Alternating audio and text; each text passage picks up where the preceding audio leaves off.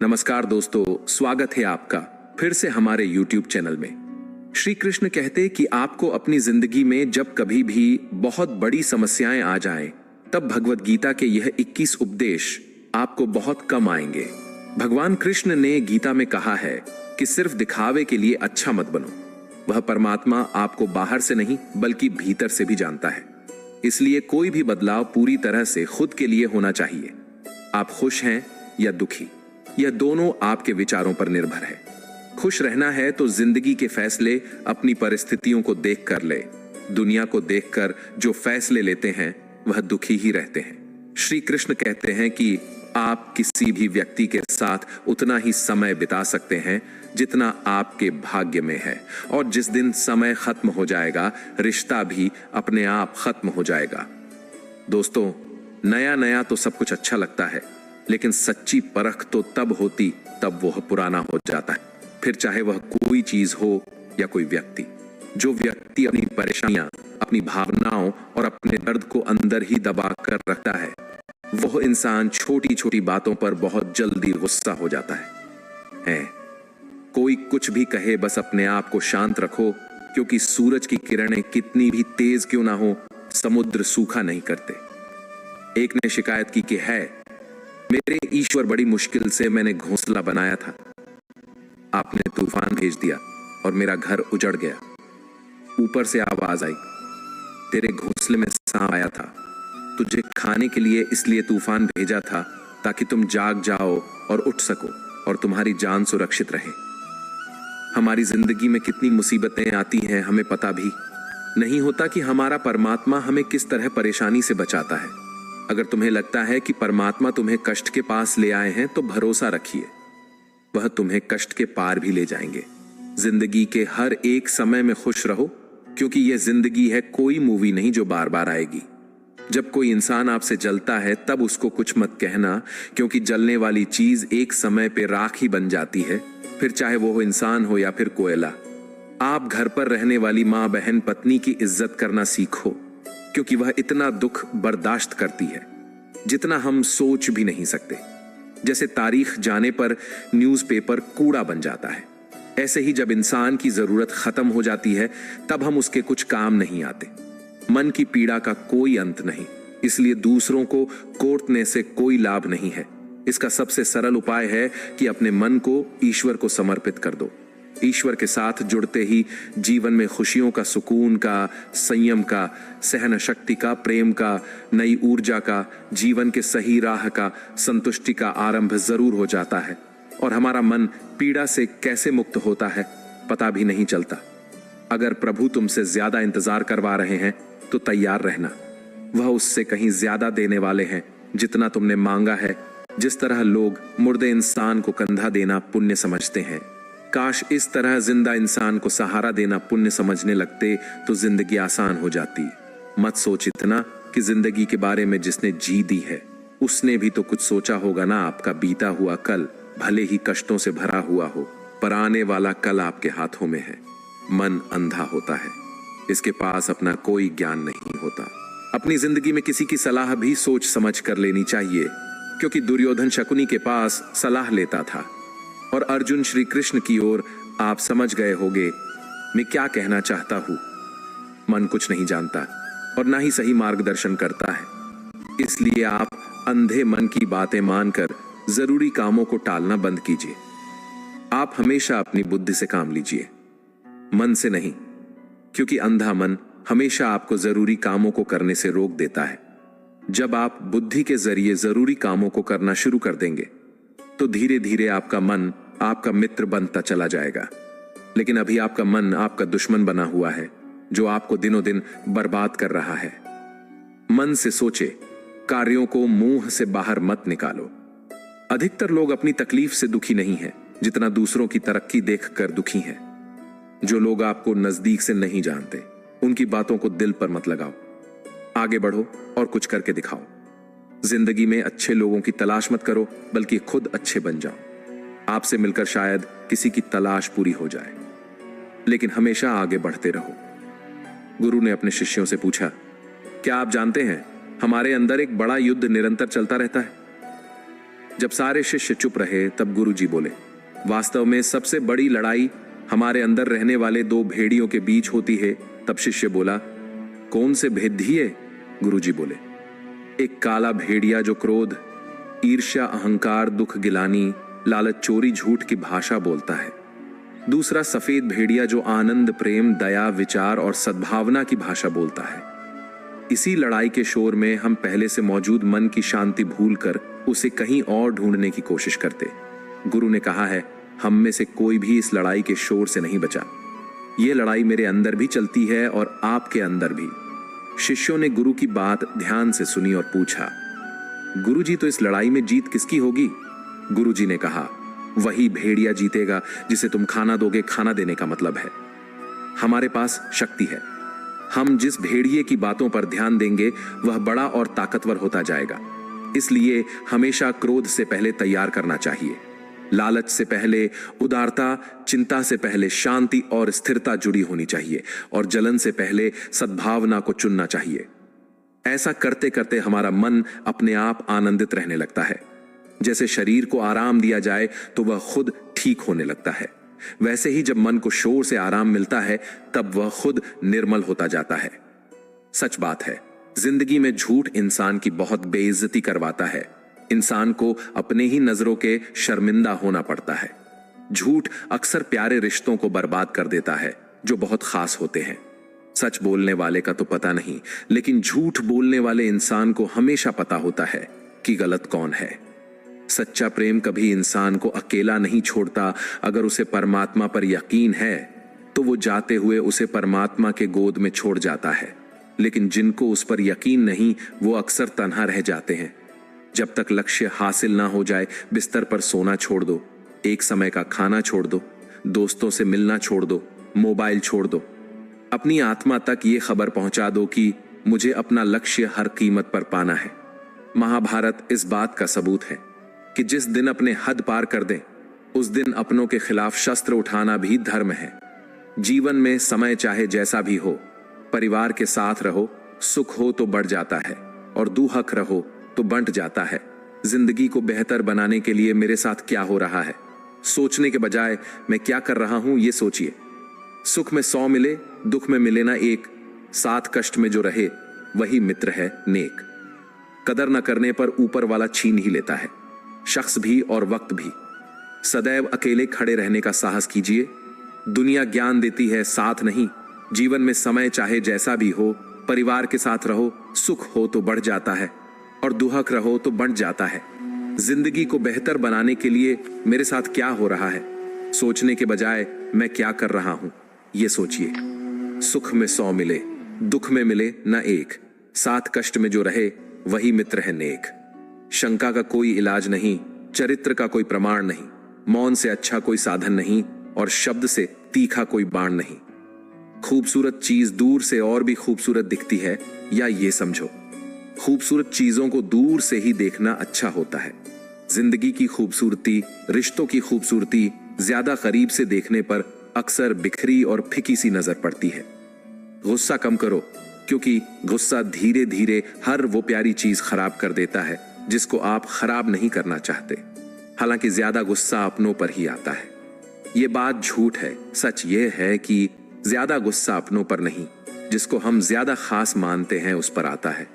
कद्र करना सीखो उनकी जो तुम्हें अपना मानते हैं, जो हर बुरे वक्त में तुम्हारा साथ देते हैं, जो कभी तुम्हारे हित की ही बात करेंगे। उनकी कदर करना सीखो, क्योंकि इस कलयुग में ऐसे लोग हर किसी के रिश्ते में नहीं मिलते। मुस्कुराते हुए दर्द को छिपाना और अपने अंदर एक खुद की दुनिया बनना, किसी से कोई उम्मीद न रखना, अपना दर्द किसी को न बताना, जो मिले जो न मिले उसमें भी खुश रहना। अगर आप सीख गए हो मतलब आपको जिंदगी जीना आ गया है। श्री कृष्ण कहते कि किसी का साथ पाकर तुम ज्यादा खुश मत होना, तुम हमेशा अकेले रहने के लिए तैयार रहना, क्योंकि यहाँ पर कोई भी कभी भी बदल सकता है और तुम अकेले पड़ सकते हो। और ये बात भी सच है कि जीवन में आपको हर हाल में अकेले ही रहना होगा। यही जीवन की सच्चाई है। एक दिन वो इंसान बहुत पछताएगा जिसने आपके साथ बहुत बुरा किया है, जिसने आपका बहुत दिल दुखाया है। यकीन रखो एक दिन वो बहुत शर्मिंदा होगा कि उसने आपके साथ ऐसा क्यों किया। कमाल का ताना दिया आज मंदिर में भगवान ने, मांगने ही आते हो, कभी मिलने भी आया करो। अगर आप अपने दर्द, गम और डर को खत्म करना चाहते हैं तो आपको अपने दिमाग में आने वाले विचारों पर काम करना होगा, क्योंकि विचार ही दर्द, गम और पीड़ा का स्रोत है। यदि आपका दिमाग अच्छे विचारों से भरा है तो यह आपको सकारात्मक परिणाम देगा। अगर बुरे विचारों से भरा है तो यह आपको बुरे परिणाम देगा। जिस तरह से रास्ते पर चलते समय आप यह तय कर लेते हैं कि आपको कहां जाना है, ठीक उसी तरह से आप जीवन में जीते हुए यह तय कर लें कि आपको क्या पाना है और क्या छोड़ना है। अगर आप ऐसे लोगों की तलाश कर रहे हैं जो आपको सफल बनाने में आपकी मदद करें, तो आप यह मान लीजिए कि ऐसा कोई मिलना मुश्किल ही नहीं, नामुमकिन है, क्योंकि सफल होना हमारे विचारों पर निर्भर करता है। श्री कृष्ण कहते हैं, सुख दुख तो अतिथि की तरह है, बारी बारी से आएंगे, चले जाएंगे। यदि वह नहीं आएंगे तो हम अनुभव कहां से लाएंगे? खामोशी से भी कर्म होते, मैंने देखा है। पेड़ों को छाप देते हुए गुस्सा आए तो रुकना सीखो, गलती हो जाए तो झुकना सीखो। रिश्ते कभी अपने आप नहीं टूटते, अहंकार, अज्ञान और बुरा रवैया उन्हें तोड़ देते हैं। ज्ञान के बाद यदि अहंकार का जन्म होता है तो ज्ञान, किंतु ज्ञान के बाद यदि नम्रता का जन्म होता है तो वहीं ज्ञान अमृत है। मन की शांति से बढ़कर इस दुनिया में कोई और दौलत नहीं है। इंसान की पहचान करनी है तो सूरत से नहीं, चरित्र से कीजिए, क्योंकि सोना अक्सर लोहे की तिजोरी में ही रखा जाता है। इंसान कहता है, भगवान मेरी दुआ उसी वक्त क्यों नहीं सुनता? भगवान ने मुस्कुराकर कहा, मैं तेरे गुनाहों की सजा भी तो उसी वक्त नहीं देता। दुनिया की हर चीज ठोकर लगने से टूट जाती है, एक कामयाबी ही है जो ठोकर खाकर ही मिलती है। इंसान इस एक कारण से अकेला हो जाता है क्योंकि वह अपनों को छोड़ने की सलाह गैरों से लेता है। मेरे दोस्त मुझसे कहते हैं, तुम बहुत भोले हो, इसलिए लोग तुम्हें लूट कर चले जाते हैं। लेकिन मैं उनसे हंसते हुए कहता हूं, मुझे लूटने वाले के तो सिर्फ 2 हाथ है, लेकिन मुझे देने वाले के 1000 हाथ है, कुछ नहीं मिलता। दुनिया में मेहनत के बगैर मेरा अपना साया भी मुझे धूप में आने के बाद मिलता है। जिंदगी उन्हीं का इम्तिहान लेती है जो बहुत ज्यादा काबिल और हुनरबाल होते हैं। इसलिए आपको जिंदगी में निराश होने के बजाय इसके साथ पूरे मन से खेलना चाहिए, तब तक जब तक आप विजेता ना बन जाएं। यदि आप समय की परवाह नहीं कर रहे हैं तो यह मान लीजिए कि एक वक्त ऐसा आएगा जब समय आपकी परवाह करना छोड़ देगा। इसलिए आप अपने समय की परवाह करें और इसके साथ आगे बढ़ें। श्री कृष्ण कहते हैं कि अगर आपका सपना बड़ा होगा तो आपको हमेशा बड़ी तकलीफों का सामना करना पड़ेगा। इन तकलीफों का सामना करने के बाद जो जीत आपको मिलेगी वह भी बहुत बड़ी होगी। इसलिए आप धैर्य रखिए और अपने सपने को पूरा करने के लिए निरंतर आगे बढ़ते रहें।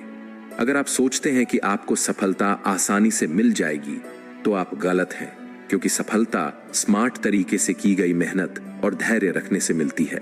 2 लोगों से हमेशा होशियार रहो, एक जो तुम्हें वह कमी बताएं जो तुम्हारे अंदर नहीं, और दूसरे वह जो तुम में वह गुण बताते हैं जो तुम में नहीं है। अच्छी सूरत से ज्यादा मायने अच्छा स्वभाव रखते हैं, क्योंकि सूरत उम्र के अनुसार बदल जाएगी, पर अच्छा स्वभाव आपका जिंदगी भर साथ देगा। बारिश में नहाना आसान तो है, लेकिन रोज नहाने के लिए हम बारिश के सहारे नहीं रह सकते।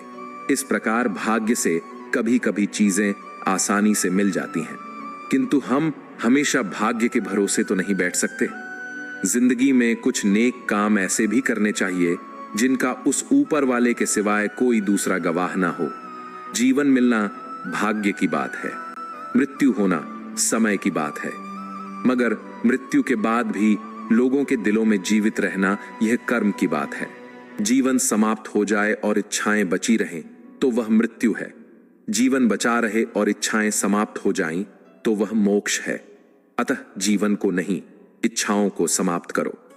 गीता का कथन है कि 3 व्यक्तियों का विनाश शीघ्र होता है, मूर्ख, अश्रद्धालु एवं अधर्मी।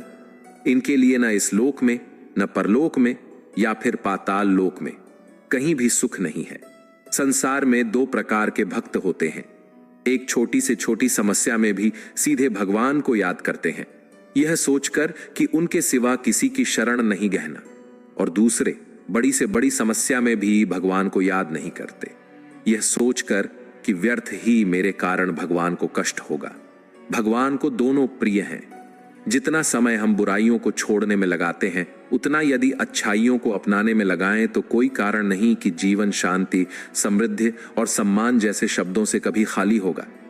यदि तुम भगवान के लिए कुछ करते हो तो वह कम होने पर भी अधिक फलदायी और अक्षय होता है, पर संसार के प्रति किया गया विशाल कर्म भी कम फलदायी और नश्वर होता है।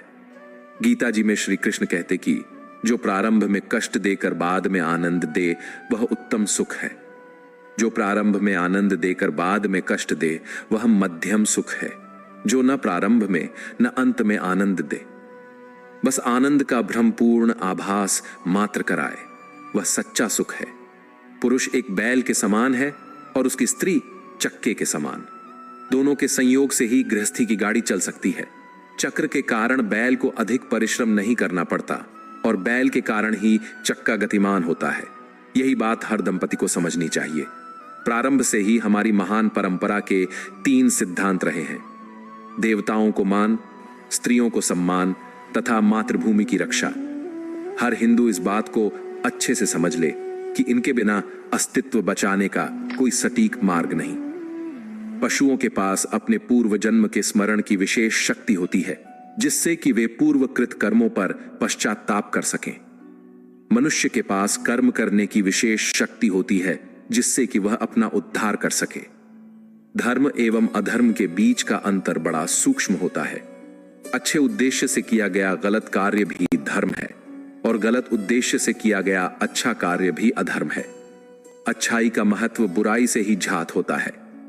यदि अंधकार न हो तो प्रकाश की परवाह कौन करे। जहां ढकना चाहिए वहां का कपड़ा हटाकर जहां नहीं ढकना चाहिए वहां लगा देना ही फैशन कहलाता है। एक विद्वान कभी स्वयं को विद्वान नहीं मानता, वैसे ही एक मूर्ख भी स्वयं को मूर्ख नहीं मानता। अपने अंतर मन में उतर कर देखो कि तुम स्वयं को क्या मानते हो। यह कितनी विडंबना की बात है कि हर हाथी में गणेश और बंदर में हनुमान के दर्शन करने वाला मनुष्य हर नारी में सीता और हर पुरुष में राम नहीं देख पाता। यदि ऐसा हो जाए तो यह संसार शत्रु और भय से मुक्त हो जाएगा। एक ओर तुम बिना स्नान किए मंदिर में नहीं जाते, मंदिर में थूकते नहीं, मंदिर में जूते नहीं पहनते। दूसरी ओर देवताओं के नाम पर बलि की आड़ में सैकड़ों निर्दोष पशुओं की हत्या करके मंदिर को कसाई खाना बना देते हो। यदि इसके बाद भी तुम स्वर्ग जाने की बात करते तो नरक किनके लिए बना था। एक मच्छर के द्वारा भूख मिटाने के लिए दी गई हल्की सी अहानिकारक पीड़ा के बदले मनुष्य उसे मार डालता है। वही मनुष्य मात्र अपने जिह्वा की तृप्ति के लिए कई निर्दोष प्राणियों को बर्बरता से मार कर खा जाता है। इसके बाद मनुष्य ईश्वर को दोष देता है कि उसके जीवन में समस्या और असफलता क्यों है, और उत्तर न मिलने पर ईश्वर के ही अस्तित्व पर प्रश्न लगाकर फिर अपना चमड़ा बढ़ाने के लिए किसी और के चमड़े को चबाने में मग्न हो जाता है। यदि यही मनुष्यता है तो फिर राक्षस की क्या परिभाषा है। आपको कई बार जो मिलता है, क्या उसके बारे में आपको मेहनत करनी पड़ती है? कई बार जो मिला, क्या वास्तव में वो आपने अपने परिश्रम से पाया? कई बार बहुत कुछ बिना किए मिलता है, कई बार करने के बाद भी नहीं मिलता। जीवन खेती की तरह है। यहां किसान का परिश्रम ही पर्याप्त नहीं है। बीज की गुणवत्ता, खेत की उर्वरता, मौसम का हाल और फसल की सुरक्षा भी आवश्यक है। परिश्रम एवं भाग्य दोनों एक ही रथ के 2 पहिए हैं। एक के बिना दूसरा व्यर्थ है। दोनों साथ मिलकर सफलता को जन्म देते हैं। जीवन में केवल परिश्रम ही नहीं, सही समय, सही स्थान, सही दिशा और सही नियोजन भी आवश्यक है। सबसे बड़ी बात, आज का फल कल ही मिले आवश्यक नहीं, क्योंकि धान की फसल 4 महीने में तैयार होती है, जबकि गन्ने की फसल 1 साल में। आज जो आम खा रहे हैं वो 20 वर्ष पहले लगाया गया था। आज जो आम लगाया है वो 20 वर्ष बाद फलेगा। हाँ, ये बात अवश्य है कि प्रत्येक कर्म आम ही नहीं होता। वो मिर्च भी हो सकता है, शीघ्र फलित हो सकता है, किंतु प्रत्येक कर्म मिर्च भी नहीं होता, आम भी हो सकता है। यही प्रारब्ध है, ऐसा ही जीवन भी है। एक बार की बात है, किसी राज्य का राजा अपनी प्रजा के दुख सुख का बहुत ख्याल रखता था। वह अपने सैनिकों के साथ रात्रि के समय राज्य के चारों ओर चक्कर लगाता था।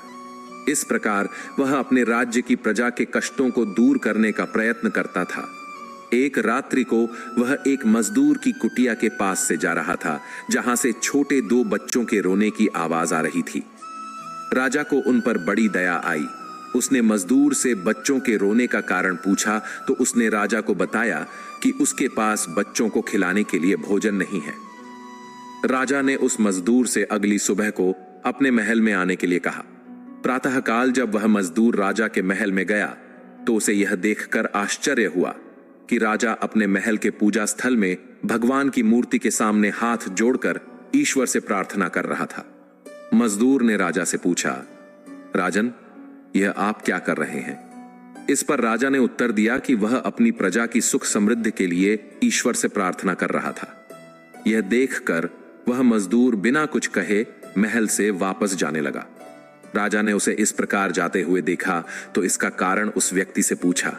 उस मजदूर ने कहा, राजन, जब आप भी सभी को भगवान की प्रार्थना करके उससे मांग कर देते हैं, फिर मैं भी सीधा भगवान से ही मांग लूंगा, क्योंकि भगवान की नजर में छोटा बड़ा, ऊंच नीच, राजा प्रजा सभी एक समान है तथा सच्चे मन से प्रार्थना करने पर वे सभी के मन की बात सुन लेते हैं। राजा मजदूर की बात को सुनकर आश्चर्यचकित हो गया। उसे एक बहुत बड़ी सच्चाई का पता लग चुका था। जहां तक मांगने की बात है तो यह बात स्पष्ट हो जाती है कि जो भगवान के घर के बाहर मांगने के लिए बैठे हैं उन्हें हम भिखारी या भिक्षुक की संज्ञा दे देते हैं, किंतु जो अंदर जाकर भगवान से मांग रहे होते हैं वे भी एक तरह से भिखारी हैं। बस फर्क इतना ही है कि वह बाहर भीख मांगता है और इंसान अंदर। जिस प्रकार पक्षी 10 दिशाओं में उड़कर जाता है तथा फिर जिस पेड़ पर बैठ जाता है उसी पेड़ का फल उसे खाना पड़ता है, ठीक इसी प्रकार मनुष्य का मन भी पक्षी की तरह है। उसे भी जैसी संगत में वह रहता है वैसा ही उसका मन बन जाता है। यदि मन माया की ओर आकर्षित होता है तो उसे माया से संबंधित वस्तुओं से आनंद प्राप्त होगा, जबकि कुछ लोगों को जिंदगी के मौज मेलों में ही मस्त होने में मजा आता है, जबकि कुछ लोग धार्मिक आयोजनों इत्यादि में अधिक आनंद प्राप्त करने के लिए प्रयास करते हैं। किंतु यह बात सत्य है कि यह आनंद चिरस्थायी ना होकर अल्प समय के लिए ही प्राप्त होता है, क्योंकि इस संसार में हर वस्तु के विपरीत शब्द होते हैं, जैसे कि दुख का सुख, सर्दी का गर्मी, धूप का छांव, जीवन का मृत्यु इत्यादि। किंतु आनंद का कोई भी विपरीत शब्द नहीं होता। आनंद एक सच्ची खुशी है जो कि इंद्रियों से प्राप्त नहीं की जा सकती। यह खुशी वही प्राप्त कर सकते हैं जिनकी आत्मा का मन एवं बुद्धि पर नियंत्रण हो। जब मनुष्य अपने मन में उठने वाले विचारों से ऊपर उठकर सुख दुख की अनुभूति को विस्मरण कर अपनी आत्मा में विचरण करने लगता है तथा वह काम, क्रोध, लोभ, मोह, अहंकार पर नियंत्रण करने में सक्षम हो जाता है, तब वैर, नफरत, विरोध के स्थान पर उसके हृदय में प्रेम, विनम्रता, विशालता, सहनशीलता के गुणों का समावेश हो जाता है। उस अवस्था को परम आनंद की अवस्था कहा जाता है। एक बार एक राजा अपने राज्य की चिंताओं से परेशान होकर कुछ समय के लिए वन में चला गया, जहां पर एक नौजवान चरवाहा एक पेड़ की छाया में बैठा हुआ बड़ी मधुर तथा सुरीली आवाज में बांसुरी बजा रहा था। उसकी भेड़ें भी पास में कुछ दूरी पर चारा चर रही थीं। राजा ने उस युवक को प्रसन्न मुद्रा में देखा तो उससे रहा न गया। राजा ने उस चरवाहे से पूछा, आप इतने प्रसन्न होकर बांसुरी बजा रहे हो जैसे कि आपको किसी देश का साम्राज्य मिल गया हो। तब उस नौजवान ने कहा, राजन, कोई संपत्ति से सुख ही नहीं होता। सच्चा सुख तो स्वतंत्र मन से भगवान का चिंतन करने में है, और मैं भी स्वतंत्र हूं क्योंकि मुझे किसी भी प्रकार की कोई चिंता नहीं है तथा मैं अपने मन का सम्राट स्वयं हूं। आनंद की यह अवस्था तभी प्राप्त होती है जब हमारा मन आनंद के स्रोत से जुड़ जाता है। गुरुवाणी में लिखा है, आनंद आनंद हर कोई कहे, आनंद गुरु ते जानिया। इस आनंद का केवल मात्र एक ही स्रोत है, वह है परम तत्व ईश्वर, जिसे सच्चिदानंद सत प्लस चित्त प्ल आनंद कहा जाता है। बिना ईश्वर को प्राप्त किए सच्चा आनंद प्राप्त नहीं किया जा सकता तथा ईश्वर की प्राप्ति बिना संतों का संग किए असंभव है। इसलिए संतों का संग अनिवार्य है। जब हम किसी ब्रह्म ज्ञानी का संग करने लग जाते हैं तो धीरे धीरे उसके गुण भी हमारे अंदर प्रवेश करने लग जाते हैं। वास्तव में हमारे जीवन का मूल उद्देश्य भी यही है। इस परमानंद की अवस्था को प्राप्त करना तथा अन्य लोगों को भी इस अवस्था को प्राप्त करने के लिए प्रेरित करना। किंतु इस अवस्था को प्राप्त करना इतना सरल नहीं है।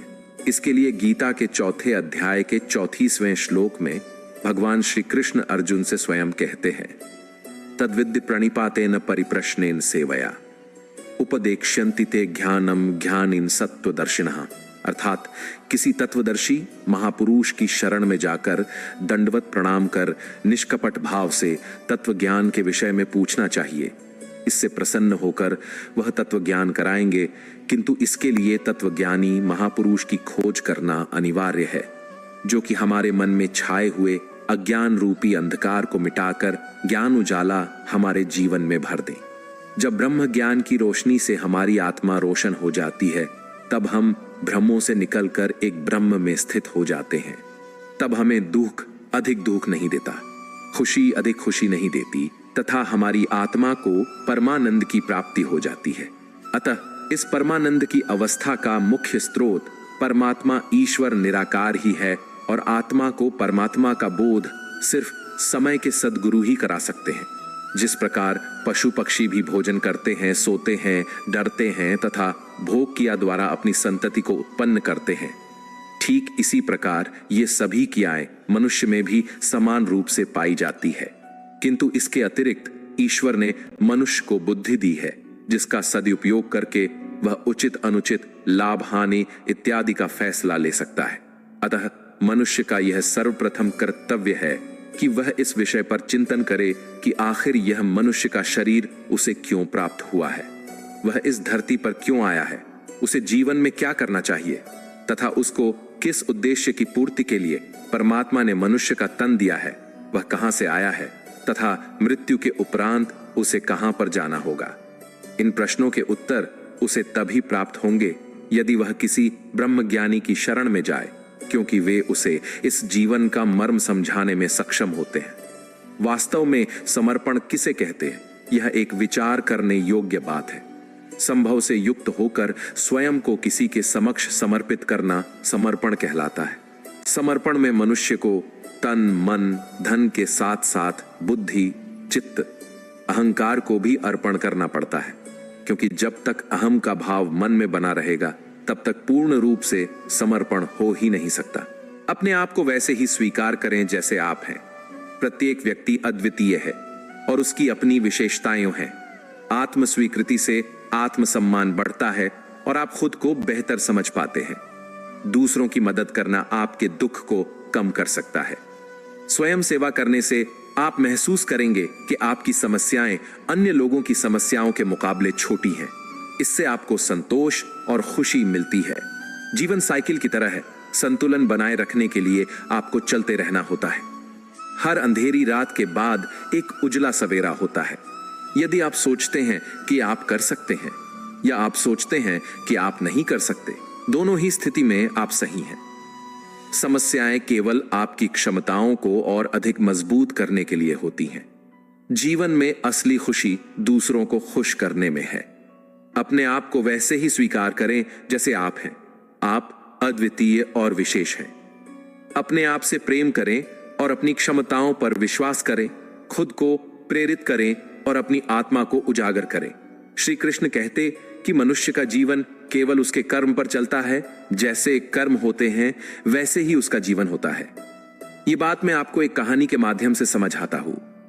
एक समय की बात है, हिमालय की गोद में बसे एक छोटे से गांव में एक सज्जन पुरुष रहते थे, जिनका नाम रमेश था। रमेश एक किसान थे और अपने खेतों में कठिन परिश्रम करते थे। वे अत्यंत ईमानदार, सरल और सच्चे थे। उनका एक नियम था कि वे हर कार्य को पूरे मनोयोग से और सही तरीके से करते थे।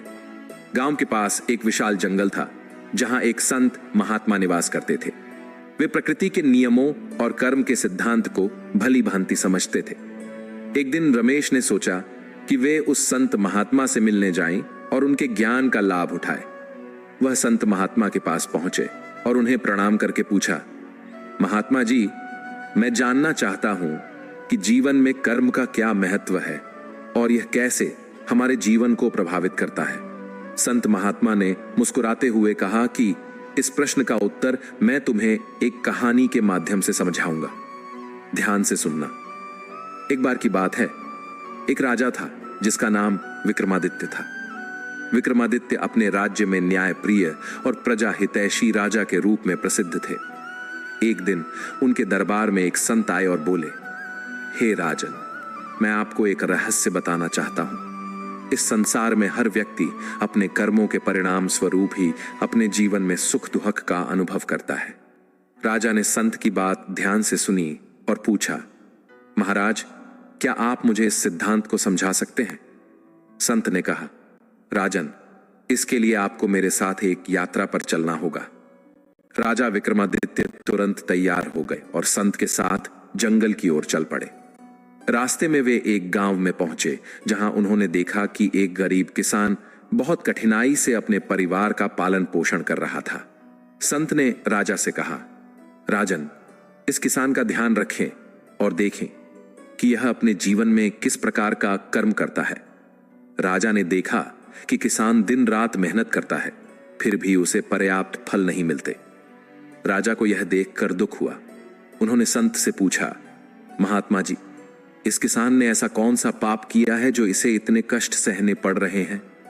संत ने उत्तर दिया, राजन, यह किसान अपने पिछले जन्म में एक धनी व्यक्ति था, लेकिन उसने अपने धन का दुरुपयोग किया और गरीबों की मदद नहीं की। इस जन्म में उसे अपने कर्मों का फल भुगतना पड़ रहा है। आगे बढ़ते हुए राजा और संत एक दूसरे गांव में पहुंचे। वहां उन्होंने देखा कि एक अमीर व्यापारी बहुत ऐशो आराम की जिंदगी जी रहा है। संत ने राजा से कहा, राजन, इस व्यापारी का भी ध्यान रखें और देखें कि यह अपने जीवन में किस प्रकार का कर्म करता है। राजा ने देखा कि व्यापारी बहुत ही नेक दिल और उदार है।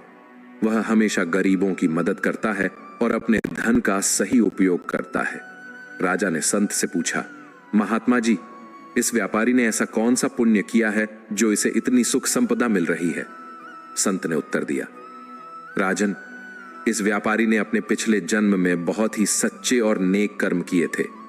उसने हमेशा दूसरों की मदद की और अपने धन का सही उपयोग किया। इस जन्म में उसे उसके अच्छे कर्मों का फल मिल रहा है।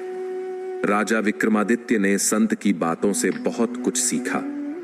उन्होंने समझा कि जीवन में हर व्यक्ति अपने कर्मों के अनुसार ही सुख और दुख का अनुभव करता है। उन्होंने निश्चय किया कि वे अपने राज्य में इस सिद्धांत का प्रचार करेंगे और लोगों को अच्छे कर्म करने के लिए प्रेरित करेंगे। राजा ने संत को धन्यवाद दिया और वापस अपने महल लौट आए। वहां उन्होंने अपने दरबारियों और प्रजा को कर्म के महत्व के बारे में बताया। उन्होंने कहा, हम सभी को अपने कर्मों का फल भुगतना पड़ता है, इसीलिए हमें हमेशा अच्छे और नेक कर्म करने चाहिए। इससे न केवल हमारा वर्तमान जीवन सुखी होगा, बल्कि हमारा भविष्य भी उज्जवल होगा। निष्कर्ष, रमेश ने संत महात्मा की कहानी से यह सीख ली कि कर्म का सिद्धांत कितना महत्वपूर्ण है। उन्होंने निश्चय किया कि वे अपने जीवन में हमेशा सही और सच्चे कर्म करेंगे। इस प्रकार रमेश ने अपने खेतों में और भी मेहनत से काम करना शुरू किया और कुछ ही समय में उनके खेतों में भरपूर फसल उगने लगी। उनका जीवन सुखी और समृद्ध हो गया। यह कहानी हमें यह सिखाती है कि कर्म का सिद्धांत अटल है।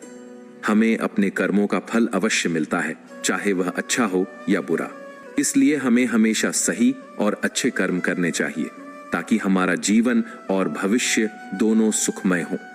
उम्मीद है आपको इस वीडियो से बहुत कुछ सीखने को मिला। दोस्तों, वीडियो अच्छा लगा हो तो वीडियो को लाइक, शेयर और सब्सक्राइब जरूर कीजिए और कमेंट में जय श्री कृष्णा लिख दीजिए। आप सभी का धन्यवाद।